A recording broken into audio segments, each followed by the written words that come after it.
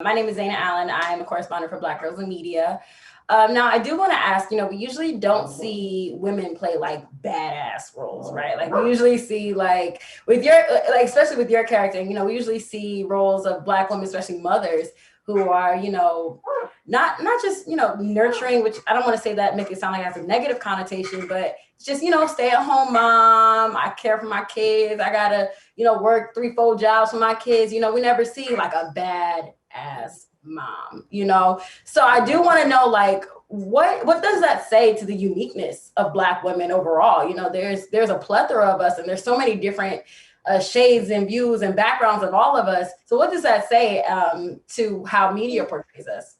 What I always like to lead with is that, we're multifaceted, right? We're many different things. We're not just one thing, right? It is not just, we don't just operate from our trauma, right? That I feel like that's like the place where people always want to, over strong, or over trying to make ends meet, or, single Black mama can't really make it, no man in her life. And I love that with this role, for me, Raquel is so infused, like she's so 3-dimensional, and she gets to be so many things. I love that we get to see it from a Black female perspective of what this power is, to be able to be in the power universe. And we've seen it from Ghost perspective, and we're seeing it from Tariq. And now to be here in Raising Kanan world, you get to meet Raquel Thomas, who is a boss, who is super successful, super savvy, street smart,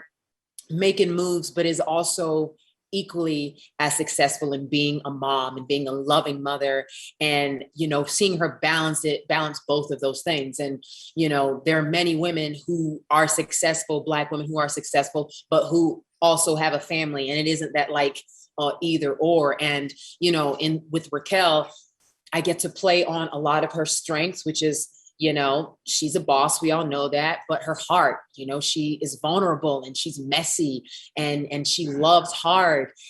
She's the breadwinner for her family, and the responsibility that she carries for everyone in her life, it's weighted. And I want to be able to celebrate all of those things, and not just only the one thing that sometimes the media portrays. And it's refreshing to be on TV right now, and you get to see a boss like Raquel making moves, and then seeing her love her son. You know what I mean? Like it's great.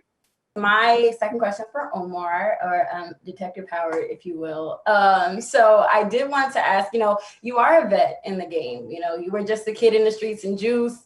In 1992, and then you were an undercover cop, and then Too Deep, and now you're back on the streets as a detective in PowerBook 3, Raising Kanan. What does it feel like to sort of come full circle? What would Omar, who was playing in Juice in 1992, say to Omar, who's playing in PowerBook 3?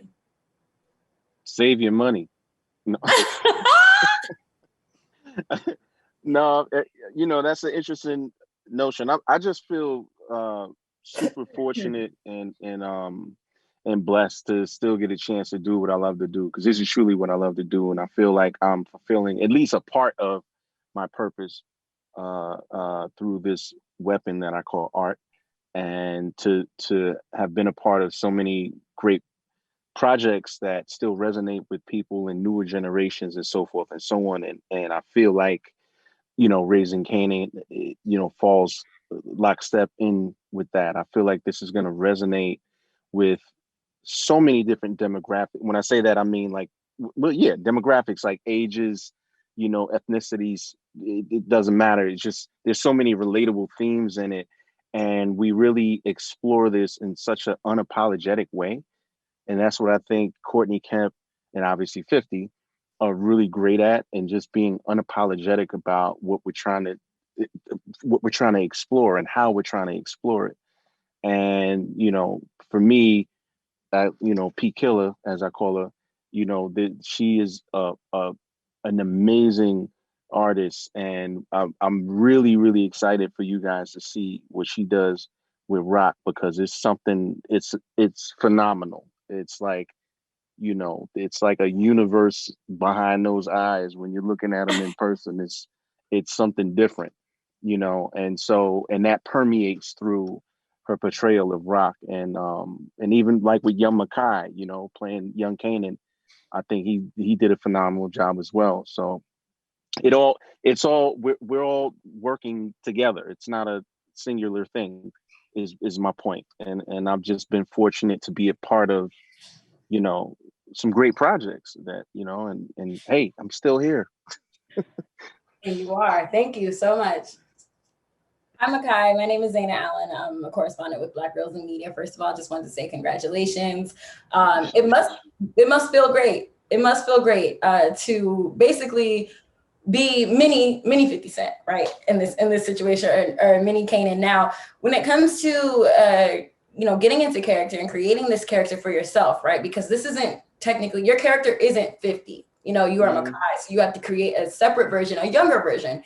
So what were some character choices you have made that you feel made your character, I guess, young Kanan, more true to who he is rather than older Kanan?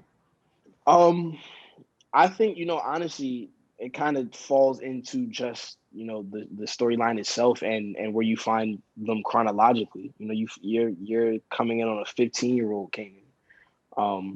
And this is before everything that happens. This is nowhere near what we see of the Kanan in the original Power. And that's part of the beauty of the show, I feel. You get to go on this journey with him and experience every painstaking whatever that eventually molds him to what he is. It's a story about his environment and his influences and the choices he makes with those two. And outside of that, I'm sorry, it's a story about a son's love for his mother and a mother's love for her son and what they're willing to do for each other, which in this case happens to be anything. But yeah, so I guess that's the immediate difference, like the immediate stark difference, just in the two characters, which is why it's also so imperative that you try to keep subtle nods of him in there, of the older Kanan, because fans have to gravitate towards something that's been there before, because the fans of the show don't have the immediate violence and recklessness that they're accustomed to, but the seeds of it are there, which it'll give you the nod of, oh, so he is gonna get there. We just have to be able to strap in and go with him. So I did want to tell you, this is kind of like your biggest role thus far, right? Mm-hmm. So what was that transition like from going from like smaller roles to Power? Like, I'm sure that was like a huge jump. Definitely. It was exciting. I feel like this is a position and a space I've wanted and seen myself in for a long time. This is a space I see myself in for a very long time, because I'm doing what I love, and this has always been the goal, and I'm not giving it back for anybody. But yeah, it's been gratifying. It's been fun. It's been humbling. It's been just the greatest experience in so many different ways. There's so many different things that I've learned and picked up on the way. I'm just grateful for everything that's happening right now. I'm grateful for the whole journey. I'm grateful for the whole experience. Love it. I love to see it. Can't wait to see, you're still young, so I can't wait to see what else we got for you coming up. Oh yeah, we coming. We're gonna be around. I definitely feel like this is where I'm supposed to be. I'm definitely excited to be here. I'm definitely excited to share with the world. I'm we're here. Let's get it.